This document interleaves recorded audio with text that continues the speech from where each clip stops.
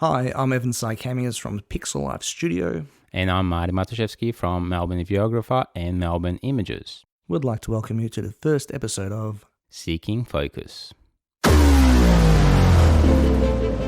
Welcome to Seeking Focus, a podcast that provides photographers and videographers with a place to critically compare technology, share ideas, and enhance their skills. So we thought we'd start off this episode by telling you a little bit about ourselves and how we got to the point that we're at the moment. So Marty, would you like to start us off? Yeah, man. All right. So look, it's been a bit of a fun ride, I guess, for the last 6 years. 2015, we sort of got together doing photography. But yeah, look. So with me, I guess it's been a while now. I actually went to university, RMIT, scientific photography. Did probably good 2 years out of that, and decided that photography wasn't for me. So I guess back then, yeah, it was a bit of a funny one. Then trying to pay the bills, and obviously photography didn't pay the bills too well. And so yeah, I think I finished uni probably around 2000 actually. And 20 years ago. So that was kind of fun, but left it alone for about good 16 years, went into IT.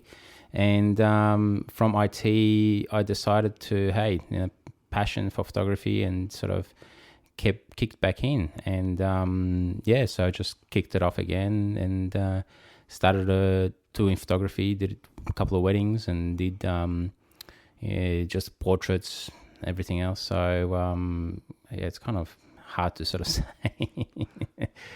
So I kicked off once my kids were born. I started doing photography again and decided it was fun and it's something that I could pay the bills with, I guess, So just started doing that, and probably about 4 years ago I got into videography. So videography was a big thing for me. Kicked off with a lot of time lapses, and I just saw the time lapse. Actually, I saw one of the YouTubers, Matt Joes. He's doing his time lapsing, and that really sort of threw me in. And like, oh mate, this is so cool. So I started doing time lapsing, and from time lapsing, I guess the passion for photography and videography sort of kicked in, and it just went a bit crazy. So I bought the Canon and 5D Mark III back then.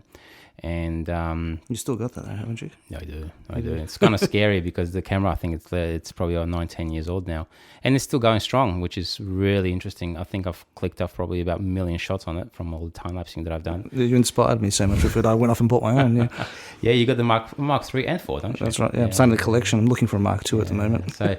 But from then videography sort of really kicked in and started doing businesses and sort of corporate sort of things. So interviews and a couple of TV commercials as well now for one of my bigger clients. And so see, we're here now. Running on my Sony gear now as well. I know you don't. Yeah, you're running all the black magic stuff. So we're kind of doing exactly the same thing, but it's different in a way as well. So yeah, it's fun. But yeah, look, it's been a fun ride, and I guess that's my short thing. What about you, man? So, yeah. Look, I probably my history starts a lot earlier. I think when dinosaurs roamed the earth. It's actually interesting to listen to your story because between the two of us, we've got. We're very, very similar, but we come from very different backgrounds in the way we do things. I think originally I started photography when I was about 8 years old with an old black and white pinhole camera. Those cans, open it for 30 seconds, and it would project the image onto the back of a piece of paper, and you go into your studio and you develop that paper. So age 8, I was playing around with photography. Probably, I think it was about age 11 or somewhere around there. I was basically at school. Teacher introduced me to cameras. I remember my first camera was a KR10 Ricoh. Watch out. I still have that at home, actually, as well. And that was, the teacher introduced me to photography, and I really got into it. And, basically the family gave me a camera as well, the old Agfa, which I also still have. I've got a warehouse of cameras. So basically by the age of about 13, I had a little black and white studio, and I was really getting into it. But it never really went anywhere after that. So for many years after that, photography was one of those things I dabbled here and there. I think I didn't really touch on it until I was mid-20s again. I always had an eye for photography, so I could always see a great photo, and a lot of people, I got their attention because of that. And over the years I kept doing it, but it was more of a hobby than anything else, so I was never doing it professionally. And somewhere along the line, I picked up a video camera. I think that was probably in my late 20s to 30s, and started producing video productions of off-road racing across Australia. You've probably seen a couple of them, yeah. So we produced about 48 different titles, and we basically created DVDs and sold them worldwide. So what year was that? Oh, that was... Yeah, I can't even remember. 2000s, wasn't it? Yeah. Oh, sorry, look. Somewhere around there. 5, around the I thought I'd take the calendar out and have a look at this. I don't know, to be honest with you. It's such a long time ago. Like I did say, it was the dinosaurs roamed the earth at that stage. And so we travelled around Australia and filmed off-road racing, and then we would produce the DVDs and basically sell them across the world. All the profits would go to charities and stuff. So we did a lot of work in that area. Yeah, it was good. It was a feel-good sort of thing, but it was never done commercially. It was never done as anything more than just a hobby. More for fun, really. Yeah, pretty much. And basically, I think when things changed for me was only a couple of years ago, but I'll get to that in a moment. I think the biggest problem I had with my photography, and the reason it never became professional, was because I had the eye for photos and the ability to capture moments, but looking back at those photos, which I actually just recently did a few days ago, visually they're quite woeful. The context was there, the angle was there, but the actual technical side of things was never really there. I never really understood cameras and film, and I don't think that actually changed until I met you back in 2015. Well, we had actually met prior to 2015, but it wasn't until 2015 that we started hanging out and taking photos together. And I remember the first time we went out, we were standing on top of the Swanston Street Bridge in Melbourne, and I was sitting there with my old 50D Canon, which it'd freeze up in cold weather. It was pixelated, it was horrible. And I turned around and you're sitting there with your 5D, and you had all these filters on, these leaf filters, graduated filters, and I'm sitting there looking at you like, what the hell is that? I'm a sick man, dude. Yeah, and you had it going on. You're sitting there at the tripods, and I had this rickety old broken tripod that, honestly, it was a piece of crap. And I was looking at you and I was thinking, what's he doing? And I think that was a turning point for me, because I was able to, from that moment on, I started learning from you, and you taught me a lot of the technicalities. Thankful for that. Thank you very much. Mate. And, basically I put your technical knowledge and the knowledge I picked up from you to the photos and the style that I did, and I started producing really good quality things. I think we all start off with the really crappy things, and then we move on to much better things. So it just takes years and years. I've still got my Canon 50D sitting there. Not that I use it anymore, but yeah. No, I for still photography, I've moved on to the 5D Mark IV and the 3, which are both dinosaurs, but they're still quite effective. True. And you've moved over from the Canon to Sony. Yeah, so I'm a fully Sony, I guess. Infrastructure now. I think I've got about 4 Sony cameras now, and all the G Master lenses, and spent a hell of a lot of time and money on that stuff as well, which is kind of scary. But look, I do enjoy Sony, and I think being half blind as well, having wearing glasses, the autofocus really, really helps. But you're the Black Magic man, so tell me more about that. Well, yeah, look, I've still got my Canons, because all the lenses that I use on my Canons actually work on my Black Magic cameras, the EF full frame lenses, and I've got all the L series. And I was thinking, I was actually contemplating moving over to Sony when you did it, to join the dark side. But the reality was, I've got so many lenses at home. If I was to try and sell those off and buy all these new lenses. How many lenses do you have at the moment? Lost count. Not enough toes and fingers and toes. I think we're bordering somewhere on between 15 and 20. That's reasonable, eh? Yeah. Actually, no, it's more now that I think about it, because I've moved into the Sin lenses as well. Oh, yeah, that's right. Yeah, a collection of those sitting somewhere. But, so the lenses I had, to change them over to a Sony platform would have cost me an arm and a leg. And then because I started using Blackmagic cameras, and they're video cameras for anyone who doesn't know, they just fit straight across. So I've got the 6K units, I've got multiples of those at home, and it just made sense to stay with Canon. And to be quite honest with you, I mean, the standard of the 5D images is fantastic. They're they're 5-6K images, so I've got no qualms. My clients are always happy. So at this point, I don't think there's any reason to change. Yeah, I mean, look, when I do photography now for clients and whatever else, I still use my 5D, and the quality out of that image it's just brilliant still. And I think it's even Sony is amazing, but I find that Sony's kind of gives me the irrits sometimes, but I just get a lot of dust on the sensor as well. So Canon never had that problem, right? But Sony is just constantly blowing the sensor away, cleaning it and all that sort of stuff. So I don't know if other Sony users have the same problem, but yeah, it's a brilliant camera and you can get amazing images out of it. And, you know, I got the Sony A7S3, I got the Sony A3, I've got the Sony 6400, I've got a Sony A5000 as well. So, you know, brilliant cameras, but you know, the dust is really gets me. and also I'm mindful of the color science behind it, because Canon's a very rich red image. You know, sometimes a little bit too red for my liking, but very, very warm images. And Sony, on the other hand, has got very blue images, very cold almost. How did you find the transition? Look, I still love my Canon image. You know, like I'm still actually the other day actually was shooting a client thing where he wanted two cameras in the shot, and I've actually didn't have my Sony. I just had one of my Sonys, and I used my Canon and Sony, and it worked amazingly. And I still think that the Canon image it's just still brilliant. You know what I mean? And I think that's why they still really sell a lot of those cameras. And look, to be honest with you, I think Canon's still quite good. I think from a videography point of view, though, from what I use it for, it's more Sony driven, and I guess the whole world sets into Sony's now. So you got your Sony Cine cameras now as well, which is, you know, the FX6, FX3s, FX9s. But those cameras are just totally so expensive. It's just, you know, crazy. But look, I do enjoy the Sony. I know it off by heart now. I know exactly where the aperture sort of, you know, shortcuts are. It took you about 6 months to find it. Yeah, it took a while. The menu structure in those cameras is actually... Yeah, they have improved it in A7S3, which is the sort of video camera of the...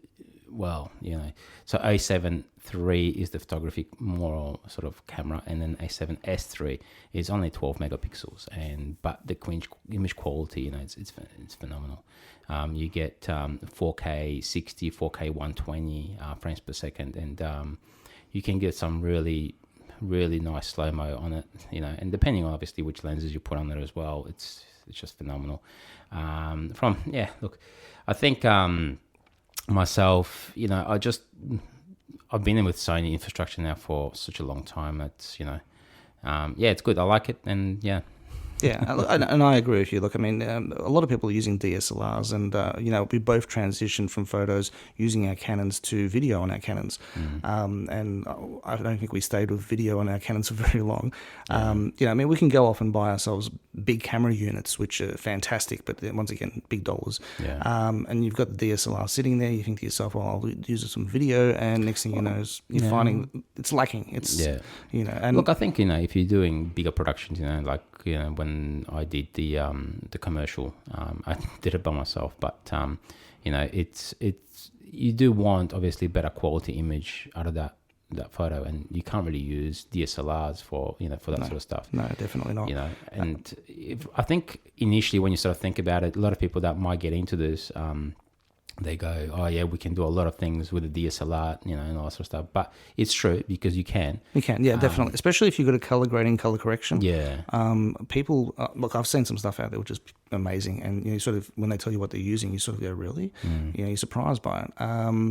You know, but it makes it a lot easier when you've got a quality camera that's actually got, you know. But the thing is, you got to know how to use it as well, right? Oh, it's true. It's true. And to be honest with you, I think you know, you might have the best camera in the world, but if you don't know how to use it, you know, you don't know how ISO works and how aperture sort of, you know, if the depth of field works and all that sort of jazz.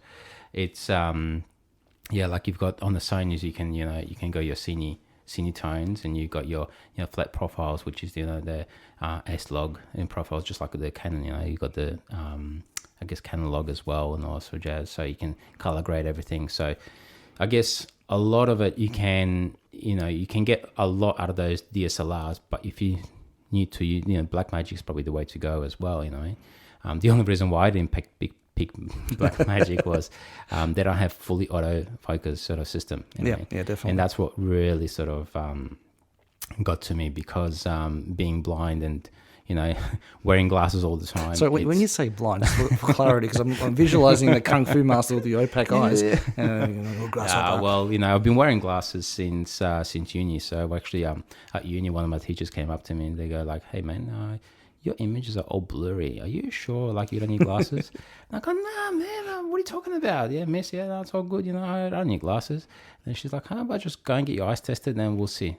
Got my eyes tested. Shit, man, you need glasses. Yeah, until someone points it out to you. So for me, it's the same thing's happening. I'm getting on in the years, and my eyes are finally starting to go, and I'm finding I'm wearing glasses most of the time now, which causes me a bit of an issue, especially when I'm trying to take photos, because I'm struggling with putting a camera up to the glasses and having it pressed against your face because I'm not used to it. Yeah. So a lot of the times I won't wear glasses, take photos, and then when no one's watching, press the play button and put my glasses on, have a look at the photo, and are they sharp? And because I'm doing that, it's actually sharp. But in past, I've taken photos where I look back at them and think, what the hell? Yeah.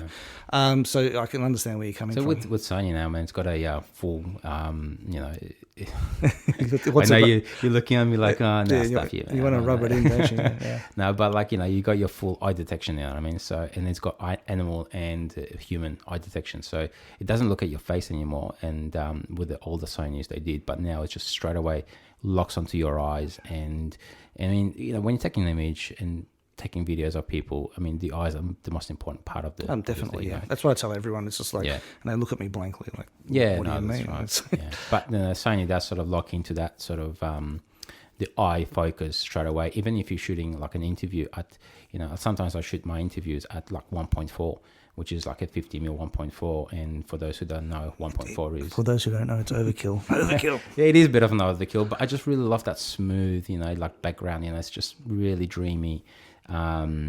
Really like it's where the eyes are sharp and the tip of the nose is completely blurred. Yeah, something like that. Yeah. But look, and Sony can pick that up straight away. So the eye focus just stays on it, and even if the person's moved back or forwards, the Sony will still stick to it like mud. You know what I mean? So that's why I do like it, and especially with the new Sony A7S III, it sort of kills it. So yeah, I really enjoyed that. But what I've noticed with your productions is we both shoot videos at the moment. We also do photography, but predominantly we do videography. That's why I keep saying photography in the background. What I've noticed with your camera is all your videos are extremely tack sharp. Like the image is always sharp. See, I don't find that. I see it. No. When you look at my work, and just a bit of background, I run Blackmagic cameras, which are fully manual. So the focus has to be done by hand, even though it's got a partial focus button on there. As soon as you move, the focus is out. So you just got to keep adapting it by hand. So there's no autofocus, there's no nothing. You can use focus peaking, which is basically just a red outline on the screen, which allows you to be able to decide where you want to focus. My images are a lot, well, granted they are sharp, don't get me wrong, they're not blurry as such, but the reason I chose Blackmagic is because it's got more of a cinematic feel to it. Now, your images are always tack sharp, and they're, I was going to say sterile, but that's quite offensive, isn't it? No, they're not sterile. But they're very, very sharp. And then you've got basically the Blackmagics, and the way they work is it almost imitates like film, that smooth, soft. It is a film, because I mean, Blackmagic, they use them in Hollywood these days, right? Well, we won't get into that one because there's a whole debate about that out there. Netflix won't accept Blackmagic as an. Yeah, no, they just won't accept it. Netflix does not accept the Blackmagic. Well, I know that. Devastated. Yeah, I was going to say, because I know they use obviously Sony's, but I don't think they actually allow Sony A7S III as well, although that might be a bit of a... I might have to do some more investigation on that, but it's... yeah, I didn't know that they didn't use. No, they don't. And the thing is, I think Hollywood says basically if you're not using a $200,000 camera, we don't want to know about you. Bloody ridiculous. Yeah, Isn't it? you know, you can't produce anything unless Yeah. you've got a $200,000 camera. Well, even the 12K Blackmagic. As far as I know, that wasn't. There hasn't been. Well, the uptake on that one is actually kind of a. I think it's a sore spot for most people because. I don't think that many people have actually gone off and got the 12K. Let's be honest. I mean, Oh well, it's not a Joe Blow average kind of camera. yeah, I isn't it? mean, most people don't have a computer monitor or a TV that can see 12K, so it's kind of wasted unless you're cropping into centimeter, pixel or something. It's like it's overkill for most things. I know I've seen people who have shot on it, and it looks fantastic. But can you tell the difference between the 6K camera So and the 12K? I seriously think that the 6K it's almost overkill as well. Well, it is. I mean, to be honest with you, I think I've used 6K probably in about 2, possibly 3 productions, and the only reason I did that was because I knew that. Flexibility. Well, yeah, I was going to crop in. I'm using a lens that doesn't have zoom on it. Yeah. So prime, and I won't be able to zoom, but I can do it digitally. That's So I'm shooting 6K, knowing that I'm going to zoom into parts, and it's fantastic. How does your computer handle that though? Proxies. Yeah, So, proxies, I mean, actually, ironically, my computer doesn't need proxies. But if I ever do anything technical, where I start then color grading and doing effects to the image, then it will struggle, and I'll need to use proxies in that sense. Okay. But if I'm using 6K video as it is, my computer doesn't have a problem. But then again, I've paid a small fortune for my computer. It's just don't tell my wife. So that's one of the things that I've noticed between our cameras that are very different. And ultimately, though we both have very different styles and our images look very, very different, we're still predominantly doing exactly the same thing. Yeah, we are. Just coming in from different angles. Well, the funny thing is actually we do exactly the same thing, yet we use different cameras. We use different editing software, right? And, And just for clarity, you're a Mac user. That's right, yeah. So I'm a Mac user because I use Final Cut Pro most of the time. I have been using Premiere Pro for a while. I personally find that Premiere Pro takes a little bit longer to be able to edit everything. The flow, it's a lot more, I guess, detailed. But if I need to punch out an edit, in a day or so, I'll just use it in Final Cut Pro. And right now, I'm so used to Final Cut Pro with all the shortcuts, with everything like from color grading to I don't know, transitions or whatever I was trying to call it. I can bang a video out fairly quickly. Look, Premiere Pro is obviously top of the range for everyone else, but personally, well, I know you use DaVinci Resolve, right? I do. I tried that as well, but I know the transition across to that was not successful. Yeah, no, it wasn't. Yeah. But I actually didn't start off on DaVinci, obviously, because DaVinci's been around for ages. I think about 17.2.1 or something at the moment. But I actually started off on Vegas, which was Sony Vegas when I first started.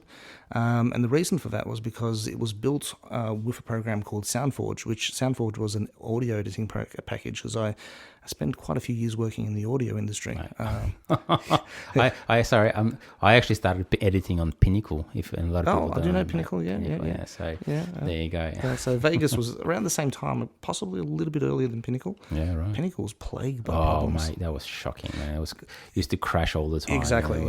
But in saying that, I have to say Vegas was just as bad as time went on, to the point where you literally could not use the program for more than 3 minutes before it crashed. So you'd have to be edit, scary, isn't it? Save, edit, save, edit, save, edit, save. It was just ridiculous. It was. Is that a free software though, or is that you have to pay for that? No, Vegas you had to pay for. It was always, crap, it was, man. yeah. That's shocking. And then of course you'd write into the dear Vegas people, please, what is wrong? What am I doing wrong? And you get no response. So would that happen when you're actually editing like huge videos, like we're talking about 4Ks, huge, small, whatever. Oh, really? Even Back in the day, it wasn't even 4Ks. It was 720p or some crap like true. that. It was shot on my phone. It was actually high quality. But back in the day, it was just crap. It was really bad. But there was nothing else available other than Pinnacle, which was just as bad. But I think Pinnacle was actually more intensive on the computer. And being that I never did this as a as a profession, money and being a university student. And by the way, just for clarity, I've never studied at university photography. I haven't been fortunate like some others. But when I was at university studying other things, I couldn't afford to spend big bucks on computers and so on. Well, let's face it, sorry, back then, everything was so bloody expensive, Yeah, but the programs weren't as intensive as they are nowadays as well. I mean, to buy a camera back then, you had to spend thousands and thousands of dollars. Well, it's not. Your Sony's worth about. Yeah. Just don't tell the wife. Don't tell the wife. Yeah. And actually, there's a joke. Actually, she had a fine. She said to me the other day. She's like, Marty's the scariest. Marty is scared because when he dies or whatever else happens, I'll sell all of his equipment for the price that he told me he purchased it at. So yeah, it's true. I was actually thinking about that earlier today, and it's kind of funny that we're thinking on the same lines. I was thinking, when I die, I'm going to ask my wife to say to you, "Hey, Marty, can you sell his equipment? Because you'll know what it's worth. And it's a scary amount, which I don't want her to know." Shitloads of cash. So she'll be able to buy a castle in the Bahamas or something, but at the end of it all... It's scary, isn't it, though, how expensive all this stuff is. It is. And it becomes almost like an addiction, like my drone addiction at the moment, you know what I mean? It's I think we could do a whole scary. episode on just your can, addiction. yeah. We'll bring a counsellor in, Yeah. We should actually probably do one of the episodes, the addictions of videography and photography. No, man, I don't need, I'm not going to have another one. I don't need another one. Just one more, man. I wonder how many people, like listeners and, how many people actually do sort of get into that and they go, oh, man, if I only had this lens, I could produce this image, and if only I could have that camera, I can produce this type of footage. Yeah, it's actually just a whole lens for one image. Reminds me of a couple of you've got the that super long thing. I got the probe lens. Am I allowed to call it what I call it? No, you call it whatever you want to call it. But the image out of that, man, it's amazing. I was going to say it's the anal cam, but it's this long protruding thing with lights on the bottom. Like if you could, so it's a 24 mil, but it's a wide angle macro lens. But it's the size of a broomstick. Yeah, the whole thing is about 400 or 450 millimeters, I think it is, with the LEDs at the front. So this is why you can do internal body cavity searches with it. No thanks, but okay. Depends how much you pay, actually. Yeah. But so that type of lens, it's not the type of thing you can use on a regular basis, but we buy it for that one shot. Well, in your case, a couple of shots. You've done a few things. I love that lens, though. I mean, you cuddle it at night and hug it. But for example, if we were to ever pass away and we had this, our partners were to sell those things off, geez, they're going to be like, "What? He spent that much?" Yeah. But yeah, that's right. It is a bit scary like that, but what can you do? You got to satisfy the addiction somehow. Yeah. And I explained to my wife. I said, "Look, I'll make money out of this. So it's okay. I'm not asking you for anything. I'm still paying all the bills, so it's all good." She's like, "Yeah, right. Yeah. Just go back to your studio. Thank you." But I need this other lens. I definitely. Yeah. How many people out there can relate to that? I wonder. Oh yeah, I'm sure there would be few. Everyone's nodding at the moment. Yeah. It is, and photography and videography. Well, to some degree, it is an addiction. It is. Yeah. I mean, I'm just sitting here looking around your studio at the moment, and we are in my studio at the moment. And it's kind of. I've actually built it about a year ago now. So it's a double-story garage. So I park my cars on the bottom, and the whole top is just my studio. So, but what are you seeing? Come on, tell me. I'm seeing motorized vehicles everywhere. Yeah, we do. Yeah, between skateboards and my one wheel. Yeah. Yeah, and drones and drones. Yeah. And a horrible Mac sitting in the corner. Yeah, it is a horrible Mac. Yeah, I know you don't like Macs. Come on, start hissing at it. But yeah. Well, anyway, so back to the original topic. Which was, I actually forgot now. Which was that's all right. But what are we here for? Well, I guess we're here just to talk about how our experiences, with from clients, I guess, to gear, to our knowledge to share to people, I guess, as well. We've done this now together for over 6-7 years, and variety of knowledge, because different camera equipment. Yeah. Also, one of the things that a lot of people don't talk about is your interactions with clients. Yeah, that's true. And I think that's probably something that more people need to speak about, because once you start working with clients, I think it's totally different. It's more about the relationship than sometimes the end video, to be honest with you. It's true. And that is one of the things that's one thing we can take away from this session is the relationship you have with your client and the way you speak to them and the way you hype yourself up is probably more important than the final product. Because if they believe in you, regardless if you give them a piece of crap that's been shot on a Canon DSLR, the Mark III, whatever. Mark III is all right. No, just not for video. They will accept it. And there's little things like that which I think is really important. That's one of the reasons we're here, so we can talk about that. Oh, that's right. And also from camera and gear perspective, we both do the same thing, but we use very different equipment, so we can review those.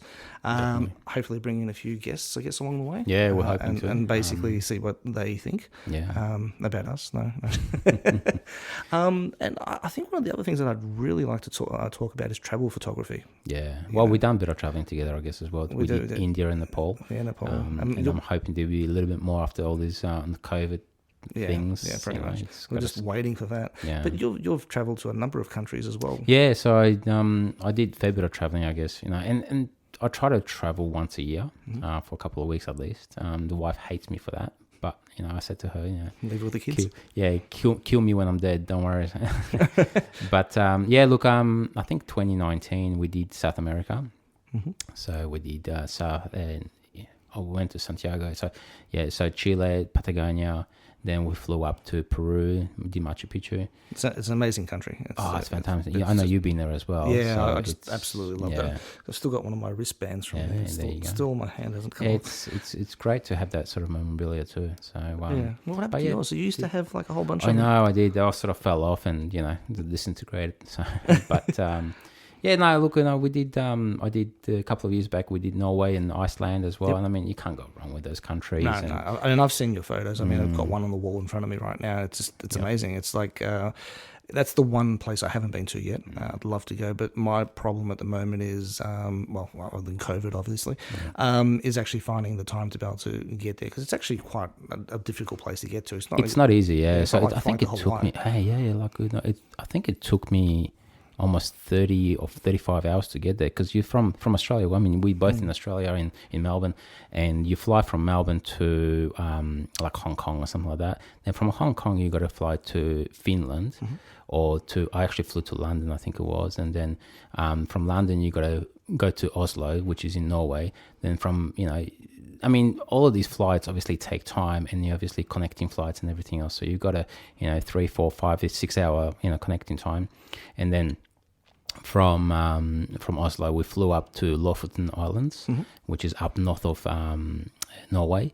And because there's such a hard places to get to, you had to catch a really small planes, and it's kind of scary because we sort of, when you wanted to see the aurora, the northern lights, you kind of got to get there in the winter where you have longer night times, and you're kind of flying in the middle of winter, which is now minus 20, minus 30 degrees, and you're flying these small planes with propellers on them.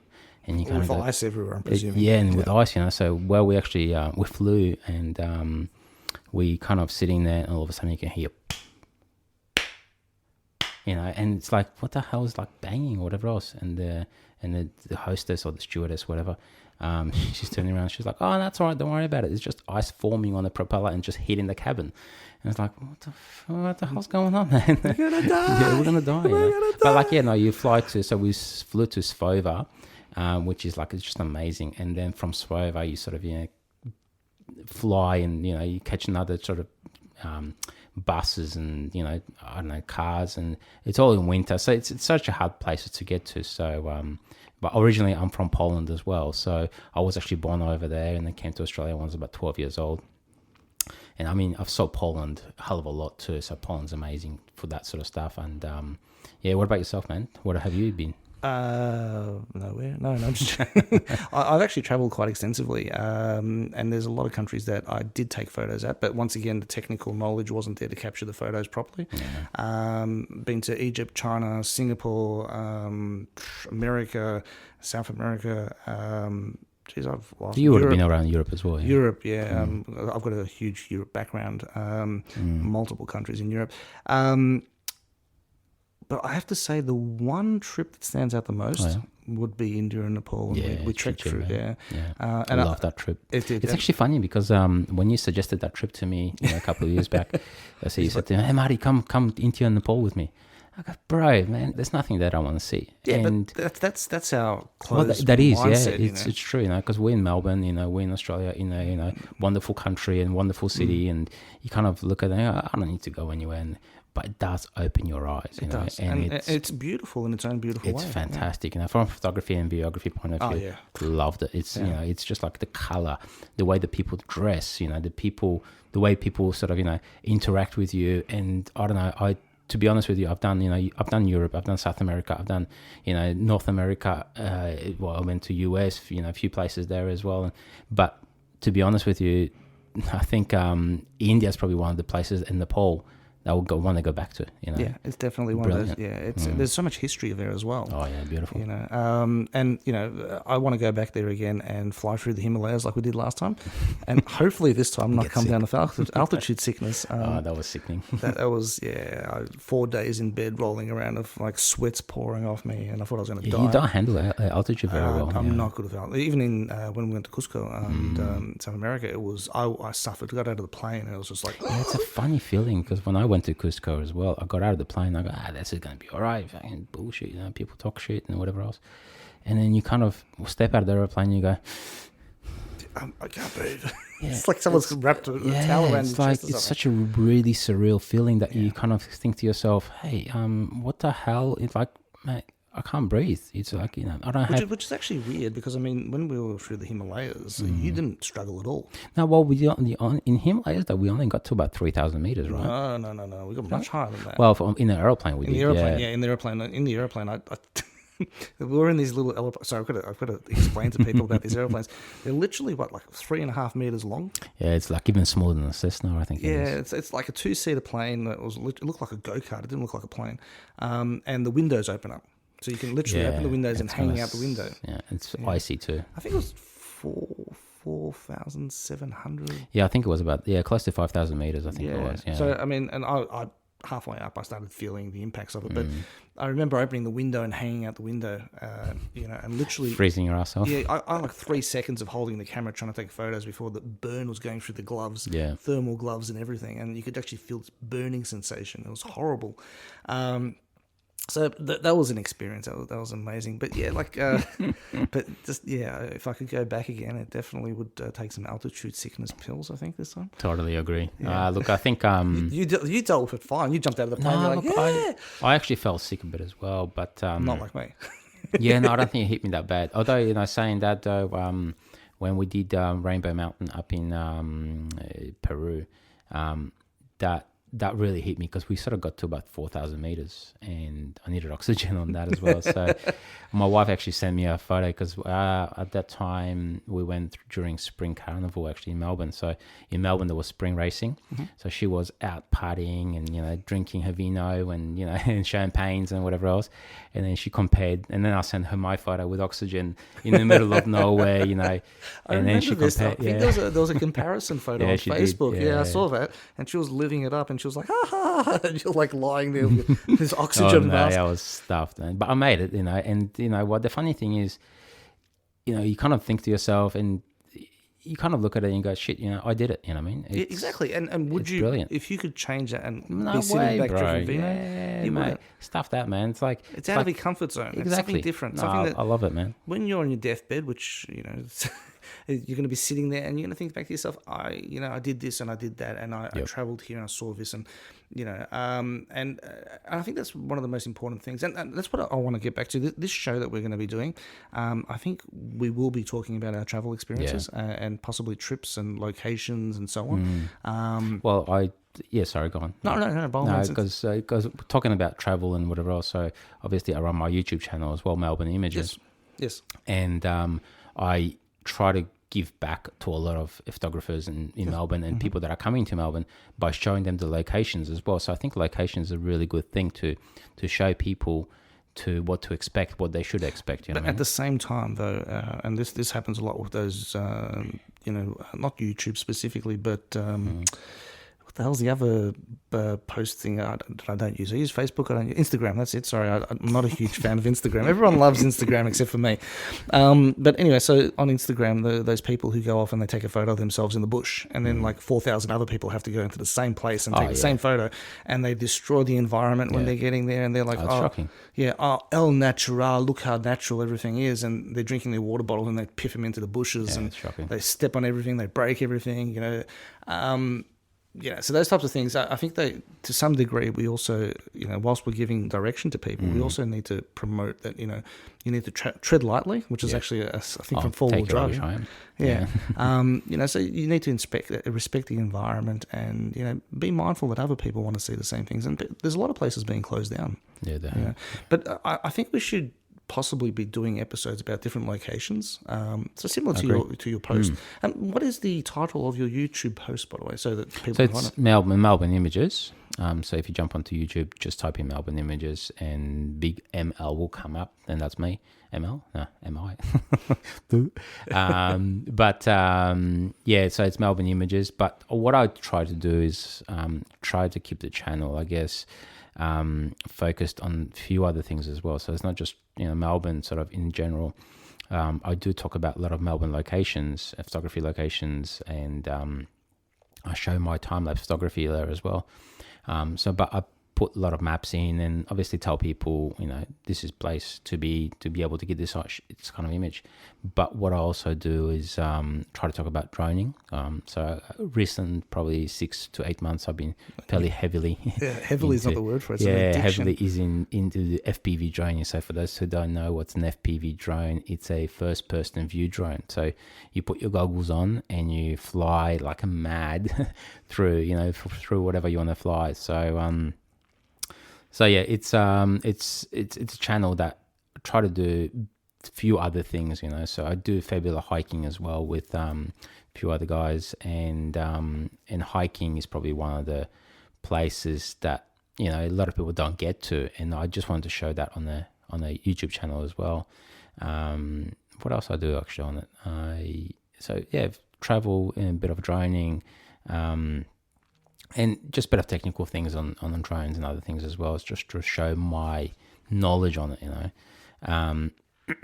But we'll be discussing that through different episodes. Where the drone episode, where I can talk about all the incidences that I have when I'm droning. Yeah, you do have a drone, don't you? I do have a drone, and every time I take it out, I have an accident. It's scary, man. Because as soon as I got to the FPV drone, I've sort of noticed, hey, I just need this type of drone to fly freestyle, and I need this type of drone to do long range droning, and I need this type of drone to make sure that it's nice and safe. It's got propeller guards and everything else on it. So I think now I'm sort of up to about 5 or 6 drones. So yeah, it's like me. I had similar experiences. Like I discovered that I needed a drone that doesn't go into walls, and I don't need a drone that goes into trees, or it doesn't hit people, or doesn't explode mid-flight. All my drone stories are quite negative, actually. It's like, but we'll add to those. So down the line, we'll be doing an episode about drones and the different things that you should look for when buying a drone and flying a drone, for that matter. And also other things that we could possibly be covering in future will also include product reviews. We're hoping to. We'll see how it goes, I guess. Well, I mean, we're constantly buying stuff, so we can. This tripod with our own money. This no tripod one gives us anything for free. Yeah, no, we pay for everything ourselves, self-funded. So send us money now. No, but that's the type of thing that you should be expecting from the show. You know, is there anything else that we might be doing that you can? I don't know. Look, I think we're just going to try to keep it open and share our knowledge on a lot of things. I mean, I wanted to sort of talk about a lot of things from a client perspective as well. Yeah. Sort of a lot of people getting into this sort of industry now as well. And I think a lot of people sort of want to know more about how to start off with videography, photography. And it's turned the hobby into passion and making money. And one thing I will add is it doesn't just happen. It's actually quite structured, and you need to go out there. It's funny because a lot of people sort of get into it. Like, I want to become a photographer and videographer, and I want to do this and I want to do this. But you know what? It takes years and years. You know, a lot of people look at me and they look at my gear, and you know, I'm sure they look at you as well with all your gear, and they go, "Hey, Evan, you got so many cool things and whatever else." Yeah, but hang on, man. Like, we haven't got there overnight, you know what I mean? And I was going to say, they don't look at my clothes, which are all torn, and I look like I haven't eaten for like 6 months. That's not true. But yeah, look, a lot of people do sort of look at that and they go, you know, you got so many drones and you look so cool and you produce so many cool videos and whatever else, which I don't really think they are cool, but you know, people say to me at work and whatever else. I do have a part-time job, by the way, as well, just to sort of to fund these habits. to find the habits. Yeah. But I mean, look, it's because of many years of continuous, working in the industry, and that's why you've been able to do what you do. Well, you got to grow the knowledge. You know what I mean? You have to grow. It's not going to happen overnight. And look, another thing that we want to do in future is also bring in people to talk about their experiences. People beginning, people who are very advanced, and just getting them as people to provide answers or direction, and even pose questions. So we do know obviously a fair bit of professionals in the industry as well. You know what I mean? I mean, we know professional photographers in a lot of other industries, and I think try to bring them onto the into the studio and onto the show. It will give a lot of in-depth information and understanding to a lot of people, even ourselves. You know what I mean? Because we do this because we're learning. We're constantly learning about this sort of stuff. Learning. And that's life. I mean, the day you stop learning is the day you die. Oh, shit, yeah. Definitely. It's a constant, and every day there's new technology, there's new methods of doing things, and you need to be on your toes. If you don't keep up to date with that type of stuff, you'll be stepped on by everyone else. Oh, yeah, for sure, man. And that's a really important part of it, I think. Yeah, I definitely agree. Yeah, so look, that's pretty much us. This is who we are. This is what we do. And if down the track you've got any questions at all, you can feel free to give us a holler. Yeah. Our contact details are down the bottom. Yeah. In the description. In the description. Like everybody else says. With our strange-looking faces on the profile page. So look, thank you very much for tuning in. Thanks, man. And so thanks for everyone. So if you have any other questions, shoot through an email or message us. So Instagram sort of tags if you want to sort of know. We'll put everything into the notes. But so mine is melbourne.images in Instagram. So Melbourne Images, and Melbourne Videographer. So Melbourne Videographer is actually all my sort of BTS, so behind the scenes sort of shots and other things, where I show my gear, where I show how I do things. I try to include videos of my setups and my post-production and certain things as well.